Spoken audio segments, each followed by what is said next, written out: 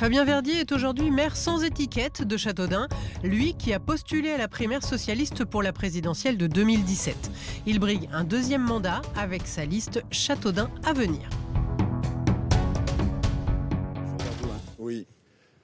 Voilà Fabien Verdier, on a entendu les attentes des Dunois, des Dunoises. Que comptez-vous faire pour la santé, pour ce deuxième mandat que vous briguez ? Beaucoup de choses, c'est la priorité. D'abord, travailler sur l'hôpital, continuer à le développer. En tant que président du conseil de surveillance, aller vers un hôpital MCO, médecine, chirurgie obstétrique, c'est-à-dire l'aigu. On a accompagné le développement de Safran, de notre aérodrome civil, de Vorwerk, de toutes les usines qui sont installées à Châteaudun et qui vont s'installer. Deuxièmement, on a un pôle pharmaceutique qui doit s'installer à l'ouest de l'aérodrome de 36 000 m², qui va générer 150 emplois dans les médicaments, dans la pharmaceutique. Et donc développer également cela.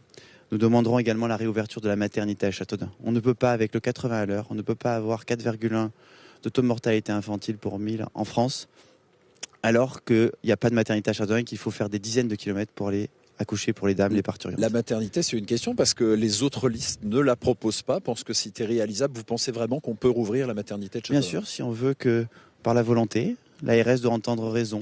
On est trop loin, on a des accouchements sur la route, dans les camions de pompiers, dans les ambulances, autour de Châteaudun, à 20-30 km autour.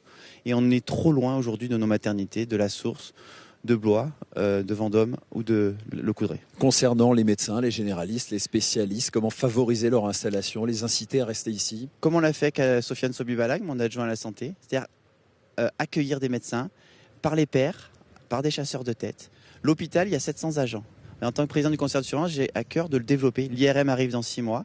Il faut faire un travail sur la cancérologie, sur les spécialistes, les phlébologues, les cardiologues, orthophonistes. Il faut travailler ça. Notre engagement pour 2032-2033, si nous sommes élus avec Châteaudun à venir, aucun Dunois doit être sans médecin traitant. Continuer les soins non programmés aux urgences de Châteaudun, le 15. Continuer à attirer des médecins au centre de santé municipal, en médecine de ville, par un mode regroupé. Accueillir des internes à l'hôpital, accueillir des externes. Bref, agir sur tous les leviers pour développer la santé. Je vous prends l'exemple de l'ophtalmologie à Châteaudun. On n'aura pas le temps.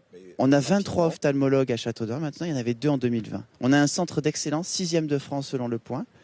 Ça tire les autres médecins. Il y a des urgentistes qui sont venus, une dermatologue et des gastro-entérologues. Merci Monsieur Verdier, merci d'avoir répondu aux questions.